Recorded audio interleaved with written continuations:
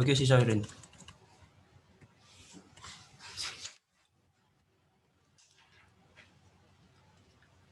Assalamualaikum warahmatullahi wabarakatuh. Kami dari kelompok 5 akan membawakan teknik penulisan berita. Kelompok kami antara lain adalah Muhammad Hanif Hidayat, Rifan Nurizan, saya sendiri, Viko Palevi, Muhammad Rashid Akam, dan Rinda Pujira yang Nirum.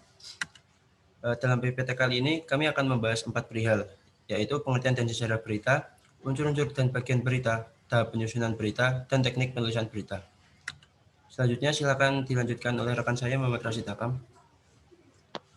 Pengertian dan sejarah berita. Kata news adalah bahasa Inggris dikembangkan pada abad ke-14 sebagai penggunaan khusus bentuk jamak atau new. Di Inggris Tengah kata yang sederajat adalah yang baru, seperti bahasa Prancis nouvelles dan news Jerman. Berita adalah laporan tercepat mengenai fakta atau ide terbaru yang benar, menarik, dan atau penting bagi sebagian besar khalayak. Mungkin melalui media berkala seperti surat kabar, radio, televisi, atau media internet. Topik umum untuk laporan berita meliputi perang, pemerintah, politik, pendidikan, kesehatan, lingkungan, ekonomi, bisnis, mode, dan hiburan. Serta acara atletik, acara unik, atau tidak biasa. Next. Proklamasi pemerintah tentang upacara kerajaan hukum, pajak, kesehatan masyarakat, dan kriminalitas telah dijuluki berita sejak zaman kuno. Manusia menunjukkan keinginan yang hampir universal untuk belajar dan berbagi berita yang mereka puaskan dengan berbicara satu sama lain dan berbagi informasi. Perkembangan teknologi dan sosial seringkali didorong oleh komunikasi pemerintah dan jaringan spionase. Telah meningkatkan kecepatan penyebaran berita serta mempengaruhi isinya. Genre berita seperti yang kita kenal sekarang berhubungan erat dengan surat kabar yang berasal dari Cina sebagai buletin pengadilan dan penyebar, dengan kertas dan mesin cetak ke Eropa.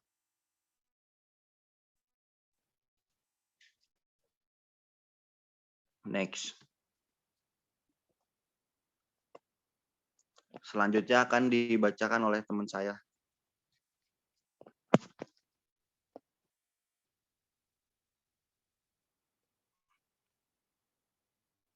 Hanif ya?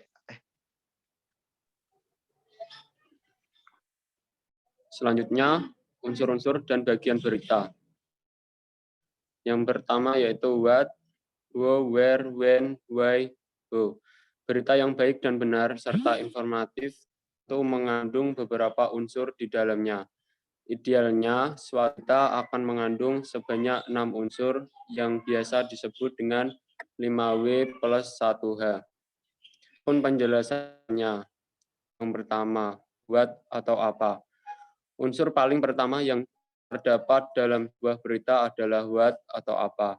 Unsur ini merupakan salah satu hal yang penting, sebab apa akan menjelaskan mengenai peristiwa apa yang akan diberitakan. Selanjutnya, who atau siapa. Unsur-unsur berita selanjutnya adalah who siapa. Who atau siapa ini merupakan unsur yang akan menjelaskan siapa saja yang terlibat dalam peristiwa, mulai dari orang-orang atau pihak yang terlibat dalam berita. Harus diinformasikan dengan benar. Berikutnya where, di mana. Where atau di mana. Unsur-unsur berita berikut pada intinya where ini akan menjelaskan suatu tempat kejadian atau lokasi terjadinya peristiwa di dalam berita yang dibuat. Berikutnya when. Selanjutnya adalah when atau kapan. Unsur ini akan menjelaskan tentang waktu terjadinya suatu peristiwa dan sedang dibahas dalam berita. Berikutnya why, mengapa. Why, mengapa. Tak hanya itu, ada pula unsur-unsur berita atau mengapa yang akan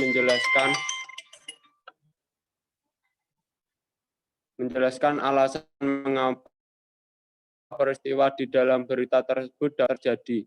Selain itu, akan dibahas juga mengenai latar belakangnya.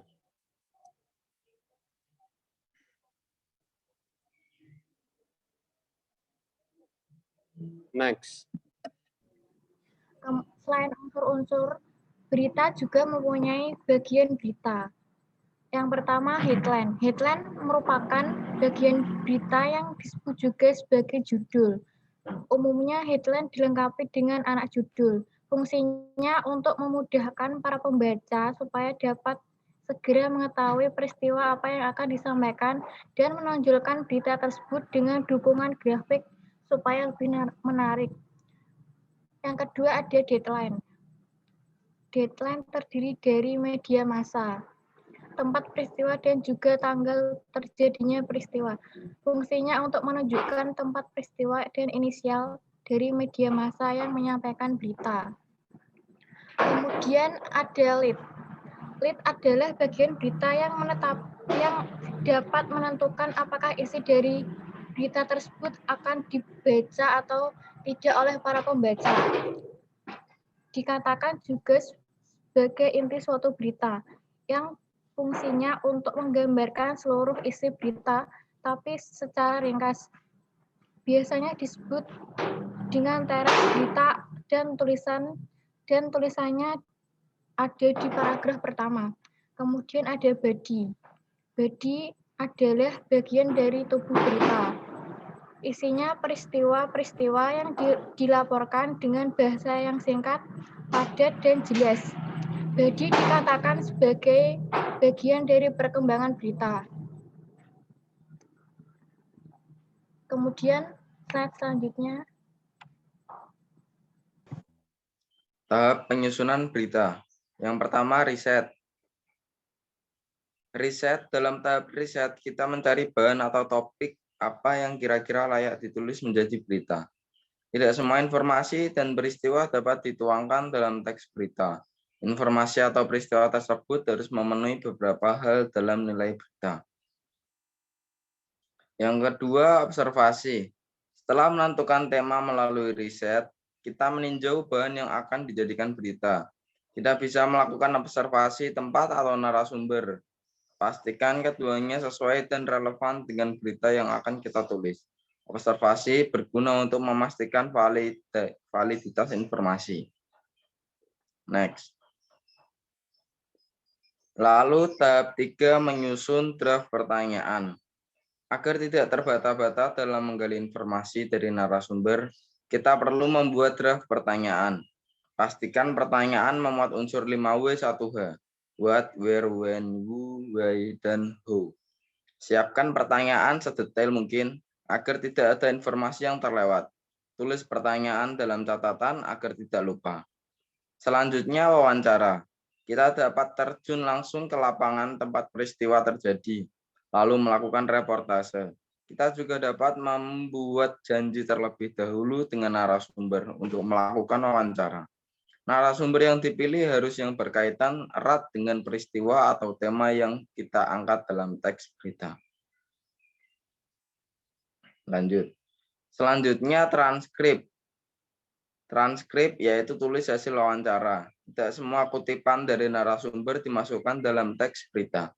Pilih kutipan yang paling relevan. Untuk berita hard news, ambil 2 atau 3 kalimat kutipan langsung yang paling mewakili tema berita yang kalian angkat.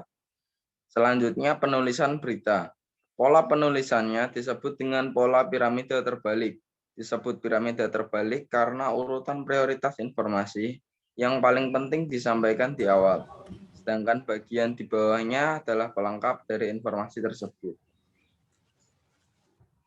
Selanjutnya adalah teknik penulisan berita.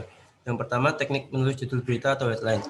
Selain berfungsi sebagai identitas berita, judul merupakan alat pemikat daya tarik pembaca.